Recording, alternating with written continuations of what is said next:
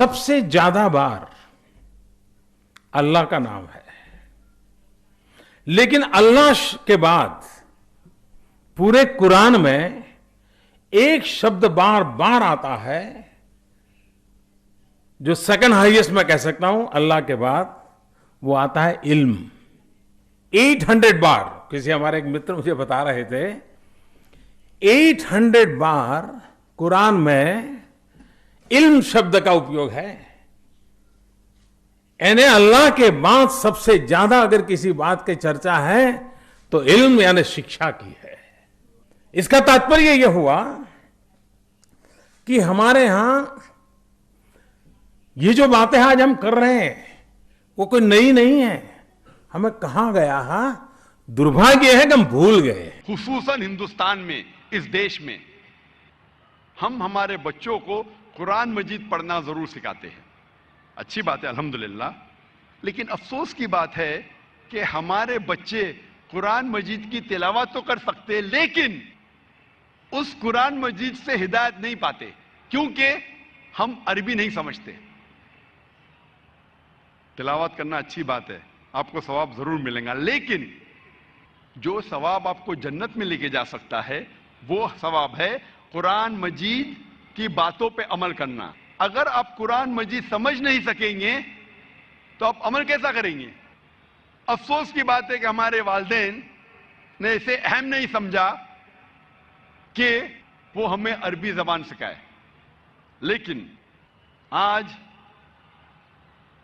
हमें हमारे बच्चों को अरबी जबान सिखाना बहुत जरूरी है, ताकि वो अल्लाह सुब्हाना व तआला का कलाम खुद अपने आप समझ सके। सबसे बेहतरीन तोहफा अगर आप अपने बच्चों को देना चाहते हैं वो है अरबी जबान सिखाओ और कुरान मजीद पढ़ने के लिए कहो और उससे हिदायत पाओ। इससे बेहतरीन तोहफा मैं नहीं जानता हूं कि बच्चों को अरबी जबान सिखाओ, पढ़ना और समझना, सिर्फ पढ़ना नहीं, पढ़ने के अलावा समझना, ताकि वो कुरान मजीद को पढ़ने के बाद अल्लाह सुब्हाना व तआला के अहकामात पे अमल कर सके। दूसरी किस्म की इल्म है दुनियावी इल्म। वो दुनियावी इल्म जो आपको अपने रब, अपने खालिक के करीब ले जाता है, वो आपके लिए बहुत बेहतरीन है।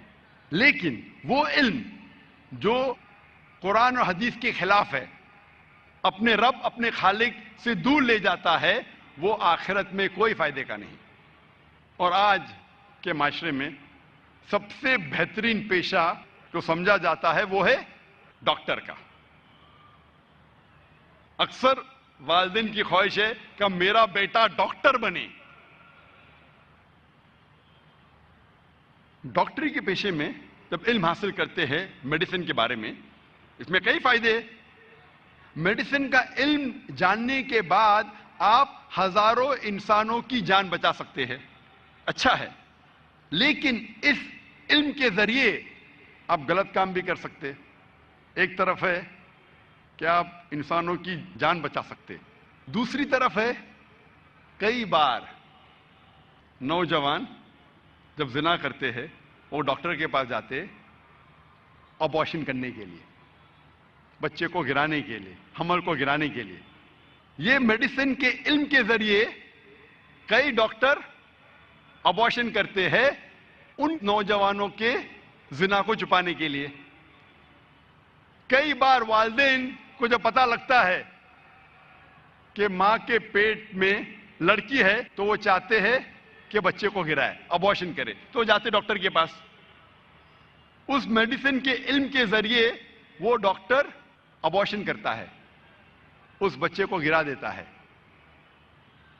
कुरान मजीद में अल्लाह ताला फरमाते सूरह अनाम में सूरह नंबर 6 आयत नंबर 151 और सूरह इसरा सूरह नंबर 17 आयत नंबर 31 में कि आप अपने बच्चों का कत्ल मत करो।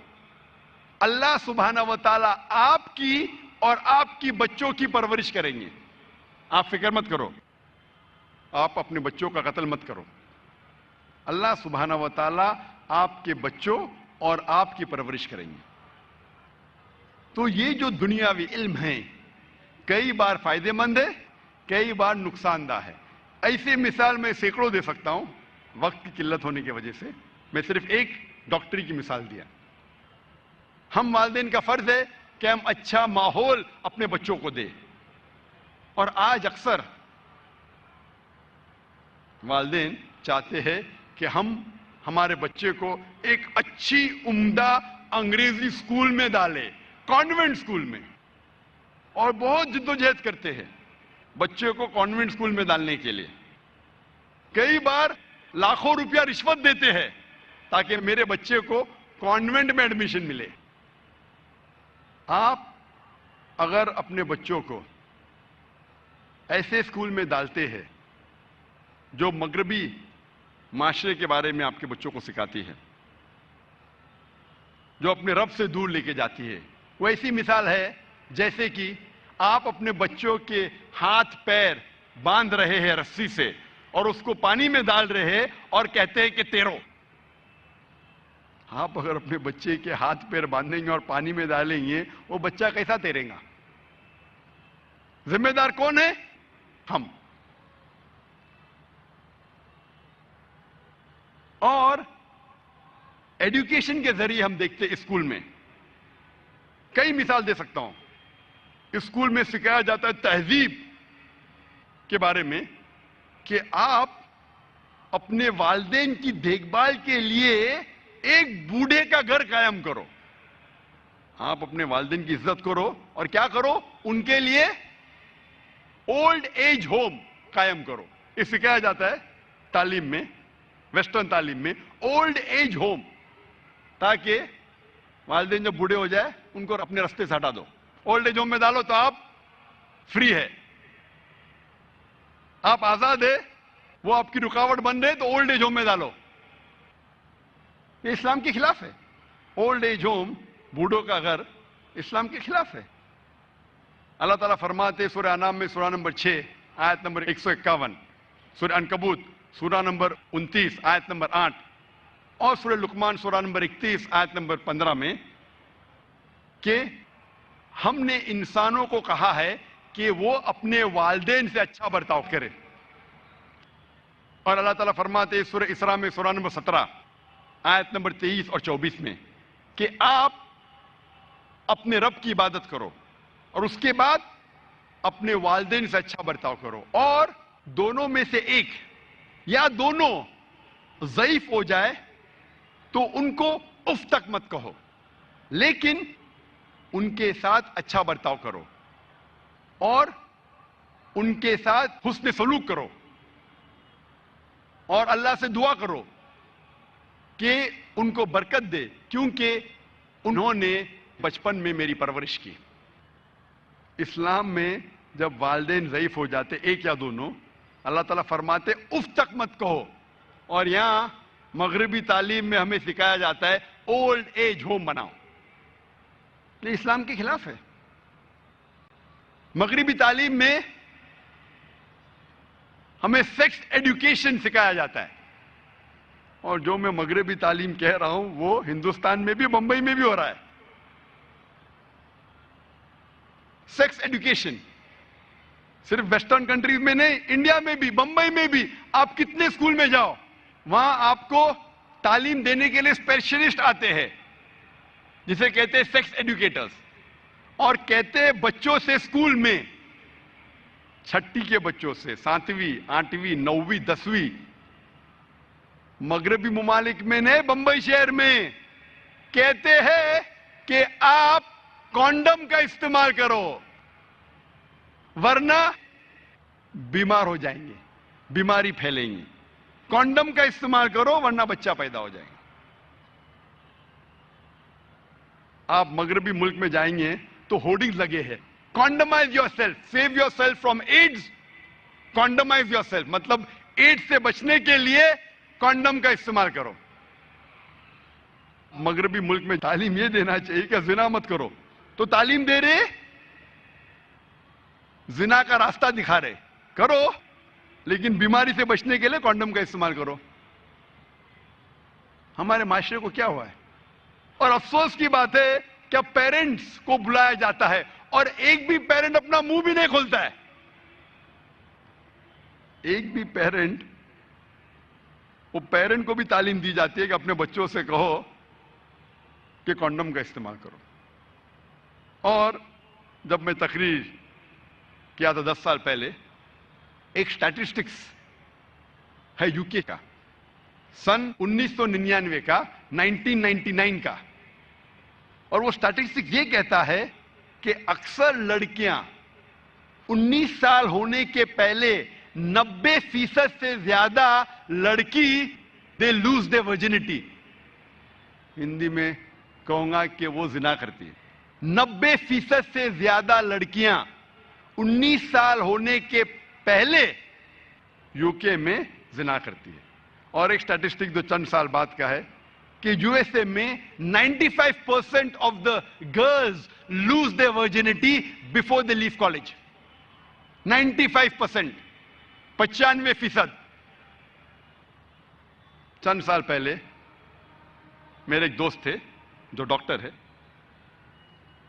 بمبئی شہر میں ایک کانفرنس اٹینڈ کر رہے تھے آن ایڈز، اور اس کانفرنس میں کہا گیا تھا کہ بمبئی شہر میں 70% سے زیادہ، مور دین 70% لڑکیاں اسکول سے فارغ ہونے سے پہلے زنا کرتی ہے.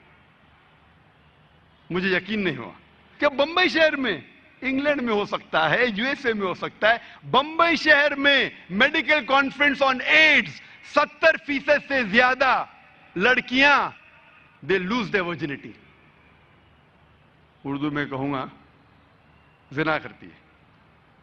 70%. 10 لڑکیاں جو اسکول میں جا رہے بمبئی شہر میں، 10 میں سے 7 زنا کر رہی ہے.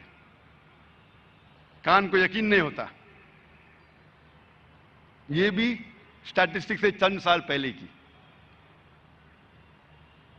ہم کیا سکھا رہے ہیں ہمارے بچوں کو؟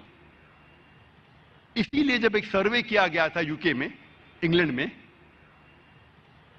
سنگل سیکس اسکول اور کوئڈ اسکول کے درمیان ایک سروے ہوا تھا، سٹڈیز، کہ جو اسکول میں صرف ایک جنس کے بچے پڑھتے، صرف لڑکیاں یا صرف لڑکے، اور دوسری جگہ کوئڈ اسکول، لڑکے لڑکیاں ساتھ میں پڑھتی ہے. The results of a single sex school, جو تعلیم کا جو معیار ہے اور جو ریزلٹس ہے کامیابی ایگزامینیشن میں، سنگل سیکس ایک جنس کی اسکول میں اور بہتر ہے. جہاں صرف لڑکیاں پڑھتے اسکول میں یا صرف لڑکے پڑھتے، اس کا ریزلٹ امتحان میں اور بہتر ہے بنسبت کوئڈ اسکول کے. کیونکہ کوئڈ اسکول میں بچے ایک دوسرے سے کمپٹیشن لگاتے کہ کیسے اپنے اپوزٹ سیکس میں ہیرو یا ہیروئن بنے، کیسے متاثر کرے اپنے دوسرے جنس کو. لڑکا لڑکی کو متاثر کرنا چاہتا ہے اور لڑکی لڑکے کو. اسی لیے یو کے گورنمنٹ سوچ رہی تھی کہ ہم اور سنگل سیکس اسکول کھولے، ایک جنس کی اسکول کھولے. اسلام کی طرف آ رہے. یہ تھی مغربی تعلیم. میں مثال دوں گا ابھی عیسائی اسکول کے بارے میں. ہندوستان کو انگریز تو چھوڑ کے گئے، لیکن تعلیم کی بنیاد اب بھی کرسچن مشنریز کے ہاتھ میں. ہندوستان میں کئی اسکول ہے. اکثر جتنے اسکول ہے ہم جانتے ہیں میجورٹی جو ایڈوکیشن، جو بنیادی ایڈوکیشن کی تعلیم ہے، اکثر شہروں میں وہ کرسچن کانوینٹ اسکولز کر رہے ہیں. اور کئی اسکولوں میں بچوں کو کس طریقے سے متاثر کیا جاتا ہے اس کی مثال دوں گا میں. اکثر اسکول میں، چاہے بمبئی میں ہو، دلی میں ہو، بنگلور میں ہو، حیدرآباد میں ہو، اکثر اسکول میں صبح کو انہیں دعا کرنی پڑتی ہے عیسیٰ علیہ السلام کو، نعوذ باللہ. کیونکہ عیسائی مانتے ہیں کہ عیسیٰ علیہ السلام خدا ہے، نعوذ باللہ. اور ہر صبح ہمارے بچے عیسیٰ علیہ السلام سے دعا کرتے ہیں. پھر بھی ہم لاکھوں روپیہ ڈونیشن دے رہے، رشوت دے رہے اسکول میں داخل کرنے کے لیے، تاکہ ہمارے بچے ہر صبح شرک کریں. وہ تو کیا دیکھا جائے گا، میں بچے کو گھر پہ سکھاؤں گا. افسوس کی بات ہے کہ بمبئی تو چھوڑیے، ہمارے علاقے میں جہاں میرا ادارہ ہے اسلامک ریسرچ فاؤنڈیشن. اس محلے کا نام ہے ڈونگری. میں اسکول کا نام نہیں لوں گا. ڈونگری میں ایک مسلمان کی اسکول ہے جہاں بچے 95% سے زیادہ 95% سے زیادہ مسلم پڑھتے ہیں. مینجمنٹ مسلم, لیکن وہ اسکول کے کیلنڈر میں جو پریئرز پڑھیں گے, آ لارڈ گیو اس آور ڈے آ ڈیلی بریڈ. بائبل کے کوٹیشن ہیں. عیسیٰ علیہ السلام سے نعوذ باللہ کہہ رہے ہیں کہ وہ ہمارا رب ہے اور اس سے دعا کر رہے ہیں. آپ سوچ سکتے, مسلم مینج اسکول, 95% مسلمان پڑھ رہے ہیں, مینجمنٹ مسلم, اور بچے ہر روز بائبل کے ورسز پڑھتے صبح کو. جب پتا چلا تو ہم نے مینجمنٹ سے کانٹیکٹ کیا. الحمدللہ خوشی کی بات ہے کہ ان نے اس دعا کو بدل دی. لیکن کتنے سالوں سے پڑھا رہے تھے میں یہ نہیں جانتا ہوں.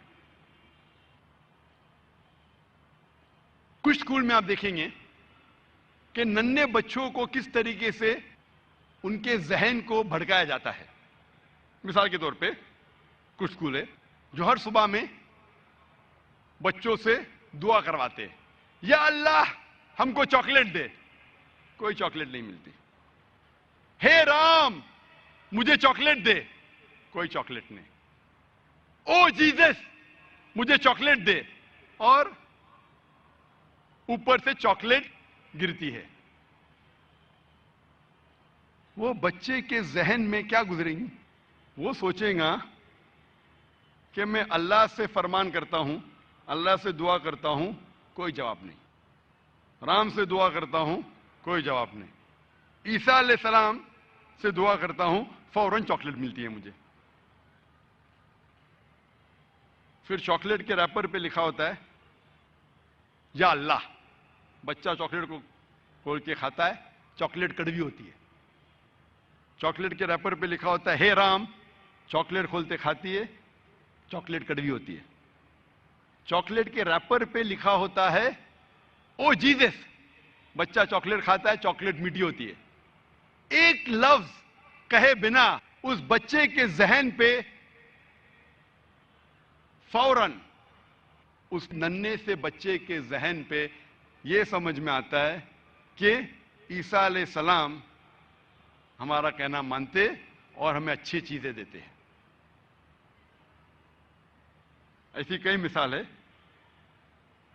میں اور ایک مثال دوں گا. اسکول میں بچے پکنک کے لیے جاتے. کچھ اسکول میں سال میں ایک بار, کچھ اسکول میں سال میں 2 بار. جب پکنک پہ جاتے تو بس خراب ہو جاتی ہے. تو ٹیچر کہتی ہے ابھی دعا کرو کہ بس اچھی ہو جائے. بولو بچوں یا اللہ, بس شروع ہو جائے. تو یا اللہ بولتے, اگنیشن دیتا ہے ڈرائیور, بس نہیں شروع ہوتی. ہے رام بس کو ٹھیک کر دے, اگنیشن دیتا ہے ڈرائیور, بس سیدھی نہیں ہوتی. او جیزس بس کو ٹھیک کر دے, اور بس ٹھیک ہو جاتی, شروع ہو جاتی ہے. اس بچے کے ذہن پہ, ننھے سے بچے کے ذہن میں یہ معلوم ہو جاتا ہے کہ میرا مددگار صرف عیسیٰ علیہ السلام ہے, نعوذ باللہ, اور وہی ہمارا ایشور ہے. والدین کا فرض ہے کہ اپنے بچوں کو صحیح تعلیم دے اور صحیح تربیت دے. اسی لیے اللہ کے رسول فرماتے ہیں, صحیح حدیث میں ہے, صحیح مسلم کے جلد نمبر 4 حدیث نمبر 1631 میں, کہ اللہ کے رسول فرماتے کہ انسان کے مرنے کے بعد اس کے سارے اچھے اعمال ختم ہو جاتے سوائے 3 چیز کے. نمبر 1 صدقہ جاریہ, ایسا صدقہ کرو جو ہمیشہ کے لیے جاری رہے. دوسرا علم النافع, ایسا علم جو لوگوں کو فائدہ پہنچائے. اور تیسرا ولد الصالح, نیک اولاد جو والدین کے لیے دعا کرتے ہیں. تو انسان کے مرنے کے بعد اس کے سارے اچھے اعمال کا جو اکاؤنٹ رہتا ہے وہ بند ہو جاتا ہے صرف 3 چیز کے. ایک ہے صدقہ جاریہ, دوسرا علم نافع جو علم سے لوگوں کو فائدہ ہو رہا ہے, اور تیسرا ولد صالح میں اچھے نیک اولاد جو والدین کے لیے دعا کرتے ہیں. تو اگر آپ اپنے بچوں کو صحیح تعلیم دے, اپنے رب کی طرف لے جائے, انشاءاللہ وہ آپ کی جنت کا راستہ بن سکتے ہیں. اللہ کے رسول فرماتے ہیں, اس کا ذکر صحیح حدیث میں ہے, صحیح بخاری جلد نمبر 2 کتاب الجمعہ چیپٹر نمبر 11 حدیث نمبر 893 میں, جس کا ذکر ترمذی میں بھی آتا ہے جلد نمبر 3 حدیث نمبر 1376 میں, جہاں اللہ کے رسول فرماتے ہیں کہ ہر انسان چارواہ ہے. Every human being is a shepherd. ہر انسان ذمہ دار ہے. امام چارواہ ہے رعایا کے, امام ذمہ دار ہے اپنے لوگوں کے. آدمی ذمہ دار ہے اپنے اہل و عیال کا, اپنے بیویوں اور بچوں کے لیے. ایک عورت چارواہ ہے, ذمہ دار ہے اپنے شوہر کے گھر کے, اپنے بچوں کی. اور نوکر ذمہ دار ہے اپنے مالک کی پراپرٹی کے. ہر انسان چارواہ ہے, شیپرڈ ہے, ذمہ دار ہے. اللہ کے رسول فرماتے ہیں کہ والدین اپنے بچوں کے ذمہ دار ہیں. کیا تعلیم وہ اپنے بچوں کو دیتے ہیں. اسی لیے حضرت عمر رضی اللہ عنہ کا قول ہے, حضرت عمر جو دوسرے خلیفہ تھے رضی اللہ عنہ, وہ فرماتے ہیں کہ 1000 متقی مسلمان, 1000 نماز پڑھنے والے مسلمان کی موت سہن کرنا آسان ہے بنسبت ایک عالم کے جو اللہ کے حرام اور حلال کے احکامات جانتا ہے. حضرت عمر رضی اللہ عنہ فرماتے کہ اگر 1000 متقی مسلمان, نیک مسلمان, نماز پڑھنے والے مسلمان مرتے ہیں, وہ سہن کرنا آسان ہے بنسبت ایک عالم کے جس کے پاس اللہ کے حکم, فرض, حلال اور حرام کے بارے میں جانتا ہو. حضرت عمر رضی اللہ عنہ ایک وقت کہتے ہیں صحابہ سے کہ آپ کی کیا خواہش ہے کہ یہ کمرہ کس سے بھر جائے تاکہ میں اس کا استعمال کر سکوں اللہ کا دین پھیلانے کے لیے. سب سے بہترین خواہش کیا ہو سکتی ہے؟ تو ایک صحابہ فرماتے ہیں میری خواہش ہے کہ یہ روم, یہ کمرہ سونے سے بھر جائے تاکہ میں اس کا استعمال کر سکوں اللہ کا پیغام پھیلانے کے لیے. حضرت عمر رضی اللہ عنہ فرماتے اس سے بہترین خواہش کیا ہو سکتی ہے؟ تو دوسرے صحابہ اٹھ کے کہتے کہ میں خواہش کروں گا کہ یہ کمرہ ہیرے اور جواہرات سے بھر دے تاکہ میں اس کا استعمال اللہ کا پیغام, اللہ کا دین پھیلانے کے لیے کہوں, اللہ کا پیغام, اللہ کا دین پھیلانے کے لیے کروں. حضرت عمر رضی اللہ عنہ فرماتے اس سے بہترین خواہش کیا ہو سکتی ہے؟ تو صحابہ فرماتے یا امیر المومنین, آپ ہم سے کہو اس سے بہترین خواہش کیا ہو سکتی؟ اسلام کے دوسرے خلیفہ حضرت عمر رضی اللہ عنہ فرماتے کہ میری خواہش ہے کہ یہ کمرہ دائی سے بھر جائے, جیسے معاذ بن جبل, ابو عبیدہ بن جراح, حذیفہ بن الیمن رضی اللہ عنہ, تاکہ میں ان کو بھیجوں اللہ کا دین پھیلانے کے لیے. اس کال سے ہمیں پتا چلتا ہے کہ سب سے بہترین ہے مین پاور. ہم انسان سمجھتے ہیں کہ سب سے زیادہ ضرورت ہے دولت کی. دولت ٹھیک ہے, ضرورت پڑ سکتی ہے, لیکن سب سے اول نمبر پہ نہیں. سب سے اول ہے مین پاور. اچھے لوگ پیدا کرو, اچھے لوگ بناؤ, اچھے لوگ تیار کرو. آپ اگر محمد صلی اللہ علیہ وسلم کی سیرت پڑھیں گے, اللہ کے رسول نے کیا دولت پیچھے چھوڑی؟ اللہ کے رسول نے صحابہ تیار کیے, اور یہ صحابہ نے اللہ کا دین پھیلائے. مثال ہے ہمارے پاس حضرت ابوبکر کی, حضرت عمر کی رضی اللہ عنہ. ایک ایک مثال. تو دین پھیلانے کے لیے پیسے کی ضرورت نہیں. اگر 10 اہم چیز ہے, ہو سکتا ہے کہ 10ویں نمبر پہ پیسہ آ سکتا ہے, اول نمبر پہ نہیں. آج ہم مسلمان کے پاس کیا پیسے کی کمی ہے؟ آج ہم مسلمان کے پاس کالا سونا ہے, اربوں کے پاس. پیسوں کی کمی ہے؟ کیا حالت ہے مسلمان کی؟ ایک دم نیچے ہے. سب لوگ ہم کو لات مار رہے, میڈیا پہ ہم کو ذلیل کر رہے. اتنا پیسہ ہمارے پاس ہے, میں کئی عرب کو جانتا ہوں جو 10 بل گیٹس کو اپنے کھیسے میں رکھے گا. کتنے؟ 10 بل گیٹس کو ایک ایک کھیسے میں. یہ فوربس کی لسٹ پہ مت جائیے آپ. یہ فوربس کی لسٹ صرف چند تاجر کو لے کے اپنی لسٹ بناتے, فرش بناتے ہیں. اللہ نے مسلمانوں کو پیسہ کم نہیں دیا, پھر بھی ہماری یہ حالت ہے. کیوں؟ اس کی کیا وجہ ہے؟ اس کے بارے میں کہوں گا انشاءاللہ کچھ دیر بعد. تو دولت دین پھیلانے کے لیے ضروری نہیں ہے, اور اللہ نے آپ کے سامنے جو ناچیز کھڑا ہے, میں جانتا ہوں کہ 20 سال پہلے ہم نے قائم کی تھی ہماری اسلامک ریسرچ فاؤنڈیشن. میں نے میرے والد سے کہا کہ آپ لاکھوں روپیہ باہر دیتے ہیں خیرات میں, مجھے 5000 روپیہ دو مہینے کا. ہم نے اسلامک ریسرچ فاؤنڈیشن شروع کیے 5000 روپیہ مہینے سے, بس 5000 روپیہ.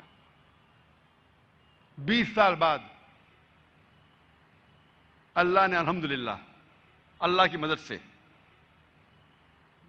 اللہ کی ہدایت سے, اللہ کی مہربانی سے آج ہم ایسے مقام پہ پہنچے ہیں ماشاءاللہ کہ دنیا میں کوئی بھی نان گورنمنٹ پرائیویٹ دعوی آرگنائزیشن نہیں ہے. الحمدللہ ثم الحمدللہ. آج جو ہمارے پاس لوگ ہیں, جو والنٹیئرز ہے, جو دائی ہے, وہ امپورٹنٹ ہے. لوگ سمجھتے کہ پیسہ ضروری ہے. پیسہ میرے حساب سے ضروری نہیں ہے. ٹھیک ہے 10ویں نمبر پہ آ سکتا ہے, اہم نہیں ہے. 5000 روپیہ مہینہ سے شروع کیے, اور آج اللہ نے الحمدللہ ثم الحمدللہ. سو ہمیں ہمارے بچے کو تعلیم دینا چاہیے. ایک ایک بچے کو ایسی تعلیم دینا چاہیے کہ وہ دین کے قریب آئے اور اپنا دین پھیلا سکے. ہم اگر صحابہ کی سیرہ پڑھیں گے, ایک ایک مثال ہمیں ملیں گی اس میں, اور اس کی ذمہ داری ہے ہم والدین کی. اب تاریخ پڑھیں گے تو چند مثالیں ملتی ہیں ہمیں مثال ملتی ہے علامہ اقبال کی والدہ کے بارے میں. ہم جب کتابیں پڑھتے علامہ اقبال کی زندگی کے بارے میں تو پتہ چلتا ہے کہ علامہ اقبال کے والد ایک ایسا پیشہ کرتے تھے جو ربا سے جڑا تھا, جو سود سے جڑا تھا, اور علامہ اقبال کی والدہ اسے بالکل پسند نہیں کرتی تھی. تو جب علامہ اقبال پیدا ہوئے, علامہ اقبال کی والدہ نے اپنے چھاتی کا دودھ, اپنا دودھ اپنے بیٹے کو نہیں پلایا. وہ چاہتی تھی کہ میرے بیٹے کے جسم میں ایک بوند بھی حرام کمائی نہیں جائے. تو علامہ اقبال کی والدہ نے کیا کیا؟ اپنے زیورات بیچے, جو خود کے تھے، الحمدللہ حلال کمائی کے تھے، زیورات کو بیچ کے ایک بکری خریدی اور اس بکری کے دودھ سے پرورش کی علامہ اقبال کی، اور اللہ نے پھر ان کے شوہر کو ہدایت دی اور وہ بھی سیدھے راستے پہ آ گئے، اور پھر اللہ نے ایسا شخص، علامہ اقبال جیسا شخص بنایا۔ ایسی کئی مثال ہے، اور ایک مثال ہے والدہ کی، شیخ عبد القادر جیلانی کی رحمۃ اللہ علیہ۔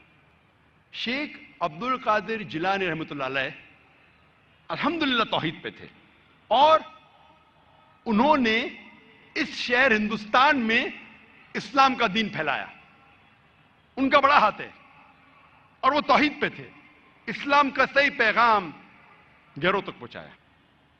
اور ان کی والدہ نے شیخ عبد القادر جیلانی رحمۃ اللہ علیہ کو سکھایا تھا کہ بیٹا تو ہمیشہ سچ بولنا، کبھی جھوٹ مت بولنا، چاہے تیرا نقصان ہو چاہے تیری جان جائے۔ ایک وقت جب شیخ عبد القادر جیلانی رحمۃ اللہ علیہ جب ایک سفر کر رہے تھے تو ان کی والدہ نے کچھ اشرفیاں ان کے کپڑے میں سی دی تاکہ وہ گم نہ جائے، تاکہ کوئی انہیں چوری نہ کرے۔ جب وہ سفر پہ نکلتے ہیں تو ایک ڈاکوؤں کا گروہ انہیں پکڑ لیتا ہے، اور جب جانچ پڑتال کرنے کے بعد کچھ پیسہ نہیں ملتا ہے تو وہ ڈاکو کہتے ہیں شیخ عبد القادر جیلانی رحمۃ اللہ علیہ سے کہ تیرے پاس کچھ پیسے نہیں؟ انہوں نے کہا ہاں ہے، میری ماں نے میرے کپڑوں میں سی لی ہے، اور وہ جگہ دکھاتے ہیں۔ وہ ڈاکوؤں نے کہا کہ اگر یہ بچہ ہمیں نہیں بتاتا تو ہمیں کبھی یہ اشرفیاں نہیں ملتی ہے۔ وہ اتنے خوش ہوئے اس بچے کے ایمانداری سے اور پوچھا کہ تم نے ہمیں سچ کیوں کہا؟ تو اس نے کہا کہ میری ماں نے مجھے سکھایا ہے کہ کبھی جھوٹ نہیں بولنا، چاہے میری جان جائے۔ وہ ڈاکو اتنے خوش ہوئے کہ انہوں نے ڈاکہ ڈالنا چھوڑ دیا۔ ایسے کئی مثال ملتے ہیں۔ جب تاریخ پڑھتے ہیں ہمیں مثال ملتی ہے، تاریخ پڑھنے کے بعد امام شافعی رحمۃ اللہ علیہ کی والدہ وہ یمنی تھی، اور ان کے والد قریش تھے، اور بچپن میں ہی ان کے والد کا انتقال ہو جاتا ہے، تو ان کی والدہ جدوجہد کرتی ہے اور امام شافعی رحمۃ اللہ علیہ کی پرورش کرتی ہے، اور ان کی خواہش تھی کہ میرا بیٹا علماء کے درمیان اپنا بچپن گزارے، اسی لیے سارا انتظام کرتی ہے اور امام شافعی رحمۃ اللہ علیہ کو مکہ بھیجتی ہے علماء کے درمیان جینے کے لیے۔ تو بچپن سے امام شافعی رحمۃ اللہ علیہ علماء کے درمیان ان کی پرورش ہوتی ہے، اور اللہ سبحانہ و تعالی ایسے ایک امام کو کھڑا کرتے ہیں، امام شافعی رحمۃ اللہ علیہ۔ قربانی تھی، پلاننگ تھی ان کی والدہ کی، مستقبل سوچا ان کے والدہ نے۔ میں اور ایک مثال دوں گا، امام بخاری کی رحمۃ اللہ علیہ۔ امام بخاری کی والدہ کا بڑا ہاتھ ہے امام بخاری کی پرورش کرنے کے لیے رحمۃ اللہ علیہ۔ امام بخاری رحمۃ اللہ علیہ کی یادداشت بہت بہترین تھی، بہت پختہ تھی، لیکن افسوس کی بات ہے کہ بچپن میں ہی وہ اپنی آنکھ کی روشنی کھو دیتے ہیں۔ آنکھ کی روشنی کھونے کے بعد اس وقت کے سب سے بہترین ڈاکٹر کو دکھانے کے باوجود ان کی آنکھ کی روشنی نہیں آتی۔ اس کے بعد امام بخاری رحمۃ اللہ علیہ کی والدہ روز لگاتار اپنے رب، اپنے خالق اللہ سبحانہ و تعالی سے دعا کرتی ہے کہ میری بیٹی کی روشنی لوٹا دے۔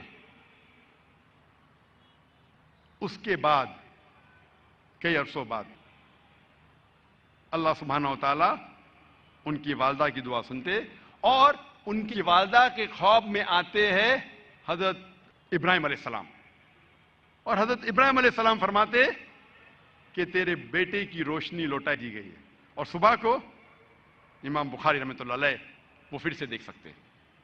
تو یہ مثال ہے والدہ کی، کس طریقے سے انہوں نے اپنے بچوں کی پرورش کی۔ میں اور ایک مثال دوں گا۔ دو لوگ تھے جو آپس میں بہت محبت کرتے تھے، فاروق اور صالحہ۔ اور فاروق اور صالحہ آپس میں محبت کرتے تھے، انہوں نے شادی کی۔ شادی کے 3 مہینے بعد جہاد کا اعلان ہوتا ہے اور فاروق جاتے ہیں جہاد پر۔ جہاد کے جانے سے پہلے وہ اپنی اہلیہ، اپنی بیوی صالحہ کو 30,000 دینار دیتے ہیں۔ 30,000 دینار ایک یوکے کے آدمی نے کیلکولیٹ کیا اور کہا کہ وہ ہوتے 2 ملین پاؤنڈ۔ 2 ملین پاؤنڈ کو میں تبدیل کروں گا روپیے میں، ہو جاتا ہے 15 کروڑ روپیے۔ وہ دیتے ہیں 30,000 دینار، 2 ملین پاؤنڈ، 15 کروڑ روپیے اپنی اہلیہ کو، اور کہتے ہیں کہ اسے محفوظ رکھو، اسے خرچ مت کرو، میں جہاد کے لیے جا رہا ہوں۔ اور پھر وہ جہاد کے لیے جاتے ہیں اور کہتے ہیں کہ انشاءاللہ میں 3 مہینے میں واپس لوٹوں گا۔ ان کے جانے کے چند مہینے بعد ان کی اہلیہ صالحہ کو ایک بیٹا پیدا ہوتا ہے۔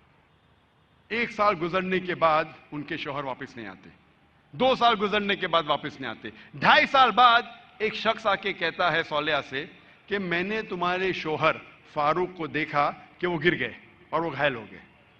پھر چند سال گزرتے ہیں، پھر بھی فاروق واپس نہیں آتے۔ تو اس کی اہلیہ سمجھتی ہے کہ میرے شوہر کا انتقال ہو گیا۔ لیکن 30 سال بعد فاروق واپس مدینہ لوٹتے ہیں اور ان کی خواہش تھی کہ میں میری اہلیہ سے ملوں، لیکن وہ بہت پرہیزگار تھے۔ مدینہ میں آنے کے ساتھ سب سے پہلے جاتے مسجد میں نماز پڑھنے کے لیے۔ نماز پڑھنے کے بعد وہ دیکھتے ہیں کہ کئی علماء آپس میں علم کے بارے میں گفتگو کر رہے ہیں، اور ان میں سے ایک نوجوان، تقریباً 30 سال کا نوجوان جس کا نام تھا شیخ عبد الرحمن، وہ سب سے بہترین عالم تھا، وہ اس سے کافی متاثر ہوتے۔ پھر وہ جاتے ہیں اپنے گھر کی طرف۔ جب گھر میں داخل ہوتے ہیں تو اپنی بیوی صالحہ سے ملتے ہیں، وہ دونوں خوشی کے مارے رو پڑتے ہیں۔ اس کے بعد فاروق پوچھتا ہے کہ میرے 30,000 دینار تو محفوظ ہے نا، آپ نے اسے خرچ نہیں کیے؟ تو اس کی اہلیہ پوچھتی ہے آپ گھر آنے کے پہلے مسجد گئے تھے؟ ہاں بالکل صحیح، میں مسجد گیا تھا۔ وہاں آپ نے علماء کو دیکھا؟ ہاں میں دیکھا۔ کیسے؟ بہت اچھے۔ خوشی کی بات ہے کہ اس شہر میں ایسے علماء ہیں۔ تو اس کی اہلیہ اس سے پوچھتی ہے سب سے بہترین عالم آپ کو کون لگے؟ تو فاروق کہتے سب سے بہترین عالم تھے شیخ عبد الرحمن۔ تو اس کی اہلیہ پوچھتی ہے کہ اگر اللہ آپ کو شیخ عبد الرحمن جیسا علم دے تو آپ کتنا خرچہ کر سکتے اس علم کے لیے؟ تو فاروق کہتا ہے یہ سارے 30,000 دینار میں خرچ کر سکتا ہوں ایسا علم حاصل کرنے کے لیے۔ پھر اس کی بیوی پوچھتی ہے کہ اگر آپ کا بیٹا ہو، اسے ایسا عالم بنانے کے لیے آپ کتنا خرچ کریں گے؟ تو فاروق کہتے میں 30,000 دینار سے زیادہ خرچہ کر سکتا ہوں، 15 کروڑ روپے سے زیادہ خرچہ کر سکتا ہوں اپنے بیٹے کو شیخ عبد الرحمن بنانے کے لیے۔ تو اس کی اہلیہ کہتی ہے آپ کے جانے کے بعد مجھے ایک بیٹا پیدا ہوا اور یہ شیخ عبد الرحمن آپ کا بیٹا ہے، اور آپ کے 30,000 دینار میں نے خرچ کیے اس کو عالم بنانے کے لیے۔ آپ سوچ سکتے اس وقت بیٹے کو عالم بنانے کے لیے والدہ خرچہ کرتی ہے 30,000 دینار، 2 ملین پاؤنڈز، 15 کروڑ روپے۔ آج کون سا مسلمان اپنے بیٹے کو عالم بنانے کے لیے 15 کروڑ روپیہ خرچہ کرنے کو تیار ہے؟ ہاں ڈاکٹر بنانے کے لیے نو پرابلم، डोनेशन देंगे, रिश्वत देंगे, 10 लाख, 15 लाख, 20 लाख, 50 लाख, 1 करोड़ डॉक्टर अमेरिका भेजने के लिए। मेरा बेटा अमेरिका में पढ़ रहा है, 2 करोड़ खर्चा करेंगे, 3 करोड़ खर्चा करेंगे। क्यों? बेटा अमेरिका में पढ़ रहा है। स्टेटस। मैं ये जानना चाहता हूं कि कितने मुसलमान अपने बेटे को आलिम बनाने के लिए 15 करोड़ खर्चा करेंगे। गिनती के आपको मिलेंगे उंगलियों पे। है अल्हम्दुलिल्लाह आज भी हमारे मुआशरे में ऐसे मुसलमान हैं, लेकिन बहुत कम, उंगलियों पे गिन सकते हैं।